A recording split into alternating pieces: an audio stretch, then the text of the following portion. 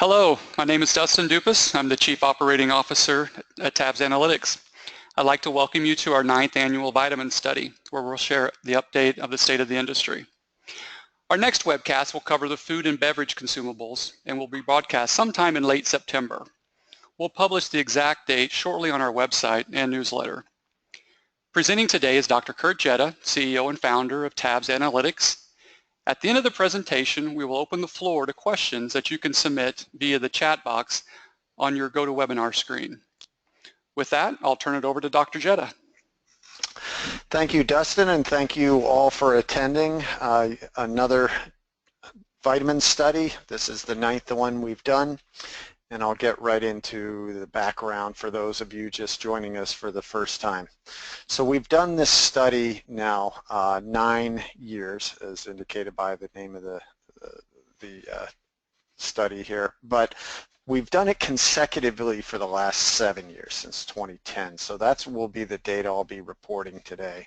And because we've executed it in the same period, April or May, we have, we can provide some reliable trending. The survey is done with about 1,000 consumers via the Caravan panel, which is part of multinational survey and consumer research organization ORC International. The panel is geographically, demographically dispersed by age and gender, and I've got to say Caravan in particular does a great job at getting representation among some typically hard to reach demographics, namely younger men and older women. So there was just really only minimal amount of weighting required for the data both this year and last year. When I report out the information, there's some definitions I want to make sure you're clear on. FDMCD is food, drug, mass, club, and dollar. And sometimes I'll refer to that as mass market, not to be confused with mass merchandiser, which is Walmart, Target, and Kmart. This is the first year I'll have broken out specialty brick and mortar separate from online. Typically, I was talking about them combined and just calling it specialty. When I refer to specialty now, it's only the brick and mortar component, which would be the nutritional specialty retailers like GNC and Vitamin Shop, the natural food retailers like Whole Foods and Sprouts, and then catalog, MLM, and then online is specifically e-commerce, both pure play, which is they don't have brick and mortar outlets, and then the brick and mortar operators like GNC.com or Walmart.com. We ask the same questions every time. Now sometimes we've augmented the surveys with additional questions, but we've always asked these three right up front. How many types of vitamins do they purchase? What types do they purchase and purchase regularly? And by regularly, we're defining as 3 times or more a year. And then we ask the same thing about the outlets where they purchase regularly. Another thing to note is we do a lot of work on validating the survey data and make sure that it correlates closely with what we know to be true from other sources, say Nielsen panel data, or we do a lot of reviews of quarterly earnings reports. And one of the things we found is that this survey data, when we get those stating they purchased 3 or more times, has a very high correlation with the total purchase occasions that are reported in the panel, either from a segment or a category standpoint. And then further, if we take, when we get the mentions for share and we add them all up and take the share of all those mentions, we find that has a high correlation to the all outlet shares. And there is some weighting and some adjustment that goes on. So we're weighting both those that say they buy at an outlet ever and those that buy regularly, and we do also have to adjust sometimes for overstatement. So we see consistently that Target seems to be a channel where people overstate their actual purchasing behavior. So that's all built into the model when we report out market shares by outlet. I'll also refer to some prior work we've done. So rather than substantiating and building out every point that I make throughout the survey, throughout this report, I'll refer to prior analyses that we've done, and they can all be found on webinars.tabsanalytics.com, where you can get that information and see other support points. For example, I talk about the effects of promotions on the category, and that was the point that was brought up in last year's survey. I won't spend time rebuilding that case. I'll just take it as a given for this report in the interest of time. So let's get right into the data. So the category penetration, which is what percent of the people say that they buy anything in vitamins, minerals, and supplements. And I actually should have defined also how we're defining this category, because it's going to be very relevant when we size up the category. We are not including protein powders, sports nutrition, energy bars, food supplement drinks like, say, a Slim Fast or a Boost and Ensure. And that's about 25% of the prevailing industry estimates of sales. So these are typical vitamins, minerals, and supplements. And we see that the penetration for that category is very similar to what it was last year, up slightly, 76%. So 3/4 of all adults 18 plus are in the category, a slight increase. The big story of this category, it was that we see a meaningful shift away from heavy buying and toward light buying. So if you look at the very heavy buyers, those that buy 6 or more types per year, they're actively engaged in the category. They're about 10% of the buyers this year. Now they're only 7, and they're accounting for close to 30% of the buying. So very important. But you see, that's a 30% drop in this buyer group.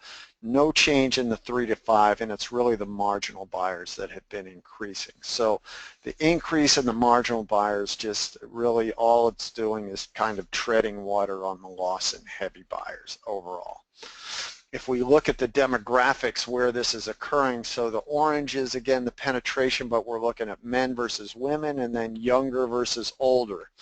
And then we're saying what percent of those are we determining as heavy buyers, meaning 3 or more types per year, not the 6 plus very heavy, but just heavy. The big thing that we see here, and this is what's particularly interesting about this trend, is that through this survey, you see these general drifts up and down in a lot of the information, but really rarely do we see this consistent downtrend like we do in the percent of women that are heavy buyers. So look at it, it peaked at the 46-45 range in 2011-2012, and then it's been 5 years of consecutive declines since then. So we're at 32% of women, or only about a third, are heavy buyers, and that's in the context of there's actually an increase this past year, a pretty big increase in the number of women that are buying. Men stayed flat. We also do see secondarily the decline isolated to younger shoppers, so 18 to 54, not the millennials, but just people that aren't in the heaviest buying area, which is age 55 plus. And note that the 55 plus, the percent of that are heavy buyers are twice as high as the younger buyers. The penetration isn't all that much different, but it's really the rate, the number of products and the number of times that they're touching the category. Now let's take a look at incidence by type. So we first of all look at the growth types. So we find joint relief ticked up fairly significantly this year, and the thing we can trace that to, it's not definitive, understand this is just survey research, but the one noticeable thing we've seen in the data as we look at the market data is this new ingredient that's come to the market called UC2.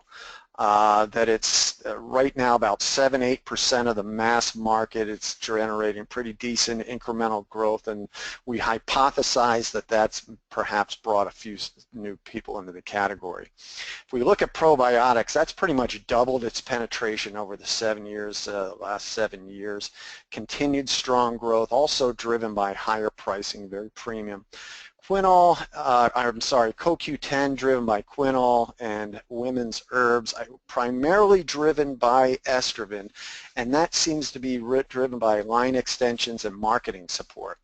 I was doing, and that it's really, I wanted to kind of talk about the whole marketing, because this is really the first year that I've been able to discern a real cause and effect by growth types as opposed to marketing support. And I was talking to an associate of mine, Jeff Graybill, who's a partner in an ad agency, Carlin Williams Graybill, and he had shown me some pretty compelling data that they had that showed the best marketing and media ROI as far as in the whole HBC landscape is in this category, which actually makes sense given that the awareness overall of some of these brands and some of these types are so low. And I mean, we can certainly corroborate that with some of the brands that they've worked on. They're known for Mega Red and Move Free and Emergency, and I mean, even you know, when they've been able to just mail it in with by excavating Larry King out of retirement from some retirement village and roll them in and shill for some ingredient or another like garlic, but no, seriously, it's really been this time really a noteworthy gain that we've seen due to marketing factors which we haven't seen in the past. If we look at who's declining, the adult multis, the negative PR that came out about 2 years ago really seems to have had a materially negative effect on that type as well as we see some fragmentation. We see men's multi, prenatal multi, so kind of some of these you know, extensions of the adult multi concept, but nevertheless that's down 14%. Vitamin C, hard to attribute what exactly is going on there, maybe due to kind of a reduction in the emergency business. Vitamin E's been going down for quite a while. Two types that were on the decline that flattened out this year were fish oil and calcium. Two types that have been on a roll for over the 7 years, vitamin D, you see, and vitamin B. They've pretty much flattened out the last 3 years. And then two others, Child Multi and Melatonin, the two other ones that had seen some pretty nice growth over the last several years, also have flattened out. Not down, but certainly have flattened out. I mean, the fact that there's so few of the very large types that have grown would be kind of suggest that, I mean, it corroborates what we see, that it's a fairly flat category, just not a lot of gains in the number of people coming in and that decline in overall heavy buying. Now let's take a look at the channel penetration by buyer group. So what we're looking at, and remember this specialty is specialty brick and mortar, mass versus specialty versus online, blue, green, and orange. We're looking at the penetration by year for 7 years, and then by the various types, and then this 3+ types is the heavy buyers. It's these two combined. First thing you see is that mass market penetration is down, so that's where the decrease we're seeing in the heavy, the penetration, and particularly the heavy buyers. Note this over here, 25 to 17. So that's where the declines are. There's been a slight increase in the marginal buyers, but it's been more than offset by the decrease in heavy buyers. We don't see that same type of decrease in the specialty. In fact, it's noteworthy. Normally over these years, if you can see how general market or mass markets increased, specialties kind of gummed down, online's increase. This is a reversal of that trend, and it's been occurring over the last couple of years. So we're talking nutritional specialty, we're talking the natural food area. But that said, we still have a situation where mass markets, 65% of the people are still buying vitamins in mass market versus only 17% of adults buying it specialty, 13% online, and while they are growing, they're still by far outweighed by mass market. We can see that in some more detail, because what I'm going to do now is kind of really try and underscore the case that, you know, that got into. I don't know if those of you might have seen the little dust up that I got in with NBJ, Nutrition Business Journal, last year, just because of their overstatement of the category. So I want to build this case really to kind of close the door on what is the right number. So first of all, what we're going to do is decompose the buyers A is mass market, B is specialty, C is online. And you can see down here all the different conditions. So there's those, if I'm an A, and it may be hard to read on your screen, but A is I only buy in mass market. A plus B is I buy in mass plus specialty. A, B, C is I buy in all three. If I look at the blue, that is any buyer that buys in mass market, whether it be exclusively or in addition to going to other outlets. Anything in orange are buyers that don't buy anything, vitamins in mass market. So first thing, let's look at the total. Only 14% of all buyers, and this all adds up to 100, and we're kind of building the total number of buyers in a waterfall, is only 14% of buyers don't buy in mass market, and 65% of them buy there exclusively. So you can see in absolute numbers, this is the weighted number of buyers total, and then we look at the light buyers, 1 to 2 types, it's even smaller. Only 11% of the buyers are not buying in mass market. 3/4 of them are. That's a 7-to-1 split. And then even among the heavy buyers, we see 23%, still, it does.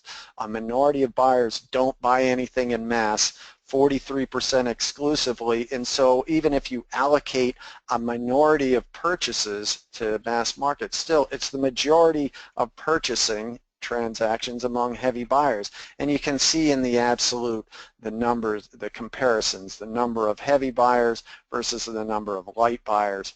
And so this is kind of, when we build up the market, we take this consumer-based approach to estimate what is known. We know what is in the market that's known, so we can take reliable outlets such, through Nielsen, their multi-outlet channel, and then we project out what percent goes through the other channels. And as you can see from this just overview, it's not much, but that's insufficient to prove the case. We're going to go about it another way as well.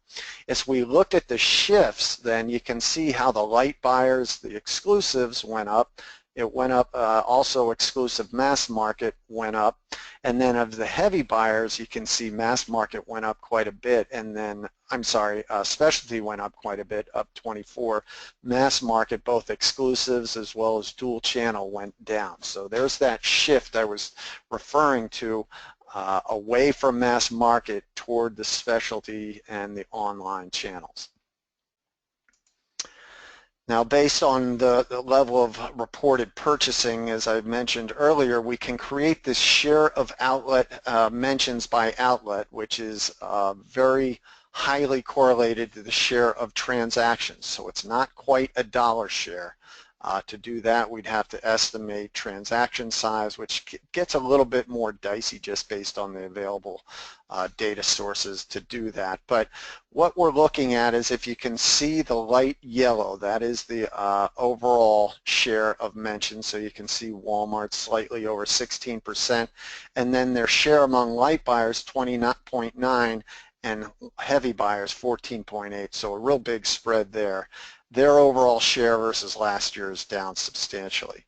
CVS grew somewhat, and you can also see they don't have a very big spread between light and heavy shares. Online was flat, and this has been a consistent theme we've seen, where in all the research we've done where we've tracked other sectors over multiple years, online has not grown, and we actually see that corroborated with some of the reporting out. Just in general in CPG online, there doesn't seem to be a lot of evidence that it's a real robust area for growth.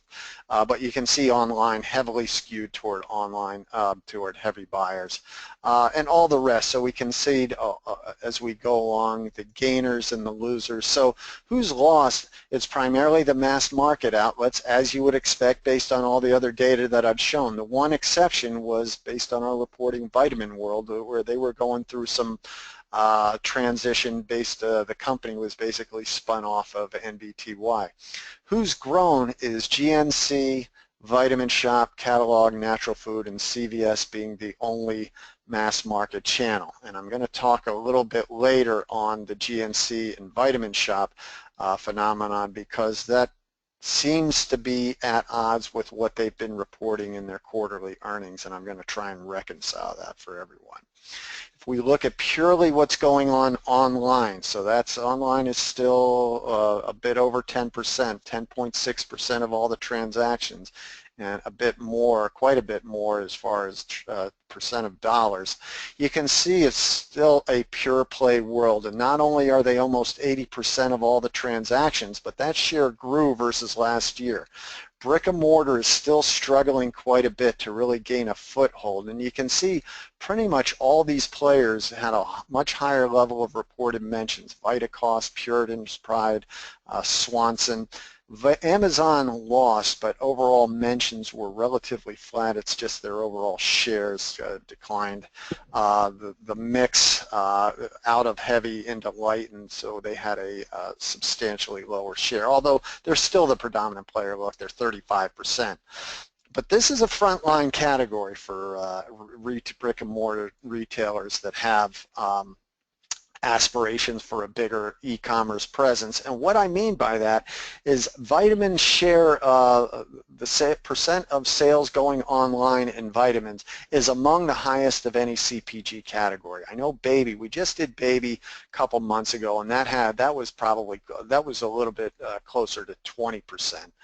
Also, some of the household products, like a lot of particularly paper, are higher, but there's not many, and so if they're going to succeed, you would think they would succeed in areas that have high online development already and areas where they're inherently strong. So Walmart's the #1 brick and mortar vitamin outlet for vitamins, yet they struggle to gain a foothold in online sales. So that's something that's I would suggest they need to get that right and then maybe focus on a broader initiative. And it's still a pure play e-commerce world for vitamins. So now, let's go. Let's have at it with NBJ, and I plan to put a dagger in this discussion once and for all. So for context, their number this year, they reported at $39 billion.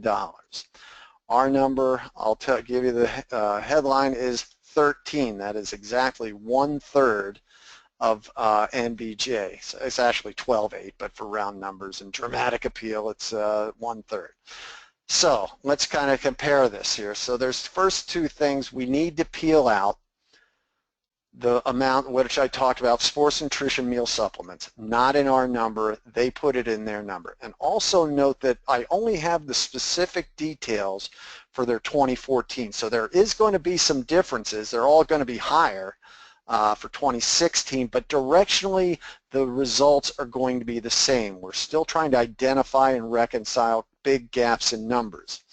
And what we see first of all is our forecasts for mass market plus e-commerce and their forecasts are very, very close.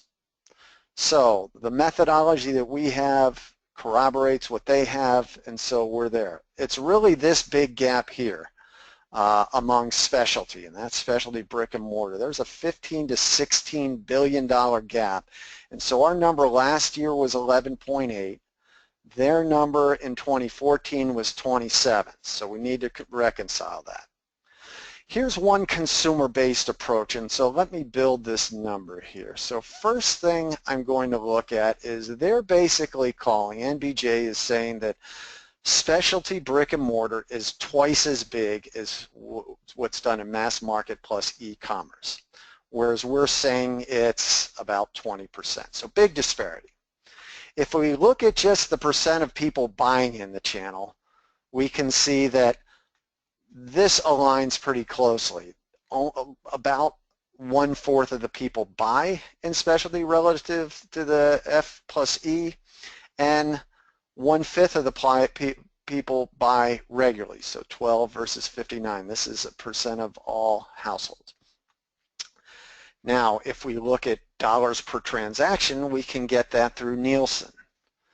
And here we know that Nielsen panel, this market is about $20. So remember, we have Costco and club stores and e-commerce where we know higher average transaction size, but we also have low transaction size outlets like food like Walmart. Best estimate we can get through Nielsen, and again, there's a lot of gaps just because it's not tracked nearly as closely as mass market, is about $30 per transaction. So that's a 50% gap. Now, if you were to believe this number, the 17.6 relative to 9 million, what you would have to then believe is that this minority of buyers, this big deficit in buyers, was made up by an 8-fold increase in transaction size in specialty bricks and mortar, or $160, which I think you'll agree with me in saying that's absurd. That can't be. So, or you would have to attack these 17% and 12% as unreliable, which we've been doing for the last 7 years, and we've been executing this this study with multinational, highly reliable and credible research suppliers. So you have to be saying they're all wrong as well. So that's one approach. So that's not the end of it. Let's keep going. So now I'm going to build it into the specific channels. So here is, first of all, the numbers we talked about, 2014. Let's back out the special sports nutrition and food supplements, and then compare it to our numbers from 2015. So you can see those two are pretty much the same. It's this 8.2 and 4.1. They're calling 14 billion between natural and specialty, and MLM, and we're calling 1.7. And then there's two others, direct response, which is primarily catalog, but also QVC and TV, and then practitioners, which has rarely even registered on our research because we ask for kind of an other specified type of feedback on outlets. So NBJ's numbers saying basically 28% of the sales are done through these channels, which we both agree on the relative close on the size. Our number infers that 65, or the majority of sales, are through these channels. So now let's break out this where 80% of the variance lays. So let's do that right now. So I brought this number over. There's that 8.2 million that I talked about, or 8.2 billion. It's 9.7 billion versus 1.5. So I'm going to first see that there's the 2.6 for NBJ. I bring that down here. And then what we did was we went to all the public filings for these top 4 nutritional specialty retailers and said what was done in vitamins and herbal supplements, backing out sports nutrition, because these outlets do a huge percentage of their business in sports nutrition. Excuse me. So what we find is that this 1.5 billion is in fact higher than what we had forecast of 0.9. But it's still closer to our estimate than it is the NBJ estimate. NBJ is still at 2.6 billion. So we have a $1.1 billion overage based on something we know to be true. Now let's go to Whole Foods. Their number 1.2 billion, ours is 0.1 or 100 million, so a big gap. Now, the way we went about that is most of Whole Foods business, 2/3 of it is perishable, which I found amazing to begin with. So only 1/3 is non-perishable. Ours assumes, let's say 5% of the non-perishable volume was against vitamins. The NBJ number, for that to be true, this 1.2 would imply that 25% of all the non-perishable sales are in vitamins, which is unreasonable given that you look at all the other things that they carry in their store. They have all packaged goods, frozen, dairy, coffee, tea, alcohol, all the HBC. So there's just a ton of other products, so it's just not reasonable to think that they 25% of their non-perishable sales are in vitamins. Now let's look at MLM. Of the top 20 global MLM companies, only 3 are U.S.-based nutritional supplement companies. There's only one or two that even do it globally, and they're toward the bottom. Now let's look at Herbalife versus USANA. So Amway does a lot of things. They have laundry detergents and beauty, so they are very dispersed, very hard to get at what they're selling in vitamins. Herbalife we can isolate on pretty closely. And notice the big drop-off between Herbalife and USANA, which is number 7. So that's a 6-fold difference. What we can tell from Herbalife's annual report is the majority of their sales are actually through a supplement shake, which is not included in this category. Only 22.7, 23% of their business in vitamins, and the vast majority of their business isn't even done in the U.S. So I take 18% of the 3.5, multiply that times 23%, I get 140 million.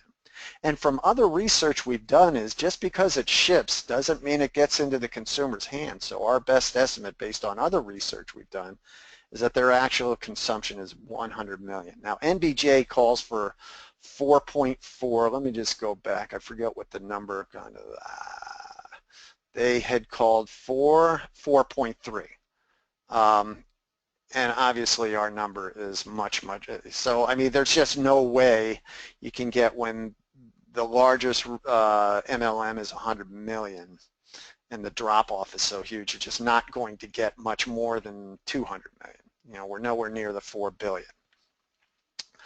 So hopefully that convinces the holdouts in the audience that the 13 billion is a much more accurate number. Is it precise? No. And will we keep adjusting the number? Yes. But let's now, in fact, adjust that number. So this was our estimate from last year. Based on that reconciliation I just reviewed with you, there's 600 million extra that we want to add. So our revised 2015 is 12.4. Here's all our growth estimates. We're looking at 3% growth. Basically, because of the attrition of heavy buyers, we're looking at flat to only very modest volume growth. Any growth is overall is driven by pricing. So we're calling about a $12.8 billion category. So let's review what we've talked about today. We're talking about volume sales. It's basically flat. So any growth is going to be due to pricing and population growth. The softness is really due to the decline in the number of heavy users, offsetting gains in penetration, and it's particularly prominent in women where we've seen a drop of 13 points from 45 down to 13%. And that coincides with their incidence actually bumping up last year from 78 to 82. Heavy usage also fell among younger buyers, but it's really the older consumers that are twice as likely to be those heavy buyers in 43 versus 21. If we look at the largest types, adult multi, that dropped by 14% from 56 down to 48 over the last 2 years, and there's a lot of different factors it's traceable to. Bad PR, fragmentation, and quite frankly there's been some notable missteps from some of the larger brands that have had a direct negative effect. We're looking at growing types showing evidence of both innovation and marketing support. So we talked about UC2 in joint relief. We talked about marketing support and quinol and estroven, and then as well as line extensions. Then probiotics just seems to have new entrants, line extensions, just this real strong, healthy growth, and there doesn't seem at this point to be an end in sight to that, at least over the next year or two. We saw several types that flattened out, basically, that have been growth types in the past, and then the good news is we've seen some declines on fish oil and calcium halted. Now, notably, fish oil still seems to be declining in the mass market that we can discern, but there's, I would estimate that that's increasing or offset in the specialty and e-commerce. The declines in heavy usage isolated to mass market, and as a consequence, because we don't see that decline in the non-FDMCD world, we're looking at a share shift away from mass market this year. That's the first time we've really seen a meaningful shift in the last 7 years we've been doing this tracking. The winners, primarily specialty, GNC, Vitamin Shoppe, natural food, The losers, Walmart, Target, Walgreens, Rite Aid, Sam's, and Vitamin World. And again, we're talking about share of transactions, which leads to an interesting segue. So let's reconcile this GNC and Vitamin Shop that showed really meaningful evidence of gains not only in brick and mortar, but as well e-com as well. Now, e-com, they both, I believe both of them said that that had started trending up. So our numbers corroborate there. It's also interesting, last year our numbers showed that their e-com had flattened out, and sure enough they said that in their earnings report just weeks after. So there's a couple explanations that could explain this disparity. First of all, they both talked about big upsurges in promotional activity. So it's possible that our research is just doing transactions. They could have seen an increase in traffic and transactions, but not dollars. Also, this study could be an early indicator in turnaround in these sectors. We actually talked to a couple of our clients in vitamins, and they actually said their business was trending up decently.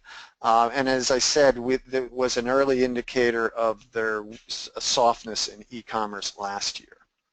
I mean, there's always the possibility that our research could be wrong, but what I can say is we've never been absolutely wrong. What we'll do is find kind of some piece of missing evidence that solves the puzzle. A great example of that is in probiotics, when our research was actually showing some declines when it was still growing in the market quite a bit. And when we restated the question and added brand names into our, say, how probiotics such as Align, Culturelle, etc., then we saw the increase. So that was an interesting piece of insight where people weren't associating those brands with probiotics. Overall, online regained their share. They had dipped last year, but still 2014 is the high water mark we've tracked for share. Brick and mortar lost a significant amount of e-com share, and it's still only 1/5 of the online sales. As I mentioned, this is a frontline category. It's high share of online. E-commerce is a high percentage of vitamin sales, and these brick and mortar retailers are inherently strong in vitamins through their stores. Unlike brick and mortar, though, they're not succeeding, whereas baby was about 40% went to brick and mortar players, only about 20% go in vitamins. And then finally, we're sticking to and doubling down on the 13 billion versus 39. Two factors account for the variance. First of all, 10 billion, peel that away to get to an apples to apples comparison, because their definition is not perfectly aligned with the way we talk about it. And I would suggest that it's inappropriate to have that definition there anyway. It's a different consumer base, different retailer profile, different forms. You're talking powders and drinks primarily, whereas vitamins is still very much a pill business. But when we do compare apples to apples, there's just this vast overstatement in the non-track channel, about $16 billion. And that's something we see not only in vitamins, but in pretty much every category, every industry we look at. There's just this inherent human tendency to overstate the areas where you can't measure. We see it, say, for example, in the modern versus the traditional trade in Mexico, where the belief is it's 50-50, but in actuality it's closer to 80-20, modern trade versus the traditionals. So why should you believe us? Well, first of all, we use a consistent methodology to estimate across all channels. So if our methodology was accurate in getting us to mass market plus e-commerce, then why wouldn't it be accurate for all the others? It's a consumer-based methodology that we have been tracking and reporting since 2010. And we've identified some verifiable inaccuracies in NBJ's numbers for MLM and for the large natural food and nutritional specialty retailers. And so to believe the 29 billion their industry, that roughly what they're calling for just vitamins, mineral supplements, you either have to say I'm going to discredit the multinational survey vendors, or I have to buy in that there's just this ridiculously high dollars per transaction in the specialty channel for that number to be valid. And so why does this issue even matter? I mean, is it just ego thing that we want to prove I'm right. Well, I'm not going to lie to you, yes. But actually there are some material industry cost. And that's really why it started. It was just I saw these people baking in these numbers that were way too high based on kind of the size of the prize, and the prize started at 39, or back then it was 32, 34 billion. First of all, there's a lot of overcapacity that can be built into the industry because of the unreasonably high expectations on volume potential. Similarly, there can be overvaluation of assets, and I would argue that we've seen that quite a bit. And actually about 2 or 3 years ago, when there were a ton of acquisitions, a lot of them were just really high valuations based on the prevailing revenue that those brands and companies were generating. And then finally, and I would suggest most importantly for recent, when you're putting a bigger target on your back.